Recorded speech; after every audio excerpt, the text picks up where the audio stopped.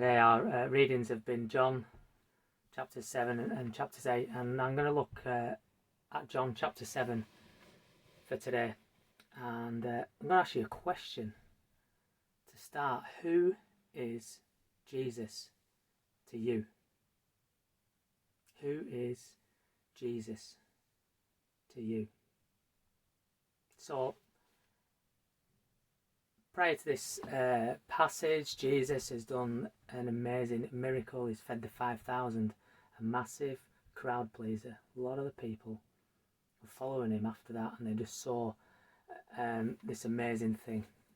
And then in the next chapter, we hear that Jesus speaks about being the bread of life and about drinking the blood, and a lot of the people seem to think, well, this is confusing and I don't really know where he's going with this. It's a bit strange, and seemingly here he's down to the 12.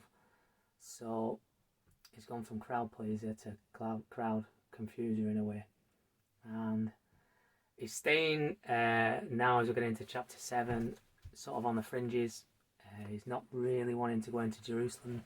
They want to kill him. The temple leaders, the Pharisees, plotting how to get rid of Jesus. So this is a little bit of the situation where he's at. And then his brothers come and they're saying, go on, show everyone all your amazing things. Go on. They're really, there's almost a sarcastic bit in the passage here. They're telling him to go and prove yourself. Make yourself that high profile person. And then everyone will believe in you because you're up there and you're doing all the things. And they say, come on. And he says, no, my time isn't now. But anyway, he secretly goes to the festival, this great festival that's going on. And lots of people are there. And he starts teaching. And as we know, his teaching is amazing. His teaching is from God. The people are just awed by the words that he's saying. And then the Pharisees and that, they're now questioning, who is he? Who is this man? Who is he? What's he doing? He's not trained in the way we are. He's not been brought up the way we have yet. He's saying all these things. And he's not abiding by the rules. He's healing on the Sabbath. What is going on? And then Jesus calls them out, and they're backwards and forwards, the conversations, and and he trips them up. They think he's possessed. They're not very happy with him. There is absolutely loads going on in this chapter.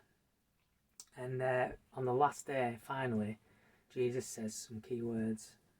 I'm just going to read them from chapter 7, verses 37 to 38. And it says this: on the last day, the climax of the festival, Jesus stood and shouted to the crowds, if you are thirsty, come to me. If you believe in me, come and drink. For the scripture declares that rivers of living water will flow out from within. And when he said living water, he was speaking of the Spirit, who will be given to everyone believing in him. But the Spirit had not yet been given, because Jesus had not yet entered into his glory. So this is proclaiming who he is, that he's going to bring the water of life. And the chapter now, it ends with a bit of a debate. And what, so if he is the Messiah, what kind of different miracles will the Messiah be doing? Can he, some of them say, well, there's nothing different. So they're confused. So maybe he is the one. Maybe he is the Messiah. Or maybe he's a prophet. And then they're saying, well, where's he from? Well, he's from Galilee. Really, the Messiah will not come from Galilee. And they know, look in the scripture, it's from Bethlehem. Well, they don't really know where he's from, do they? They don't know that he was born in Bethlehem. And then why don't the temple police, why don't they arrest him now?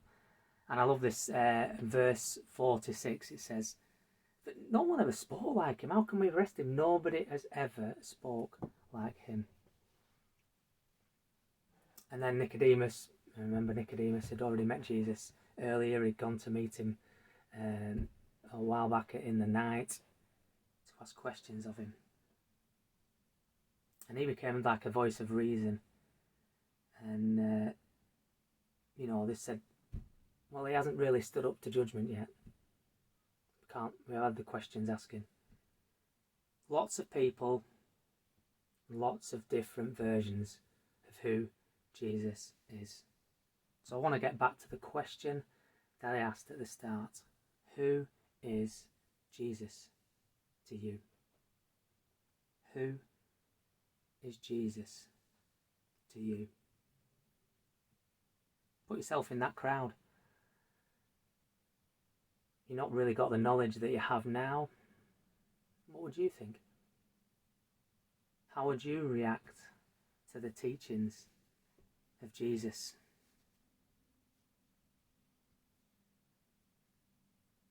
The Pharisees are our leaders.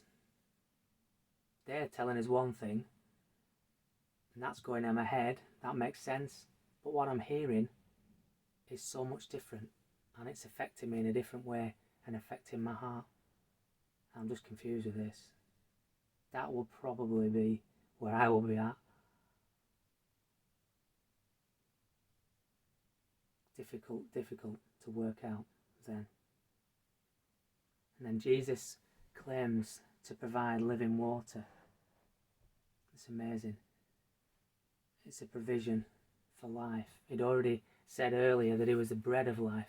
So bread and water, the staples of life.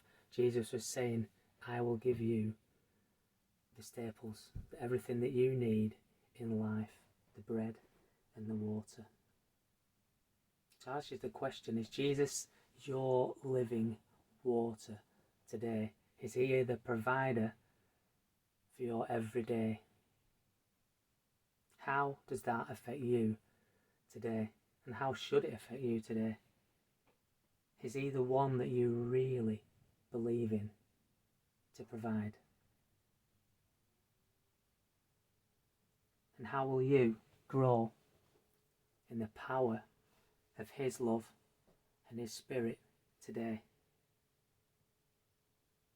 And if this isn't for you, if it's not, if he isn't providing for you in that sense, why not? What's keeping you from him? What's keeping you from the living water in your life?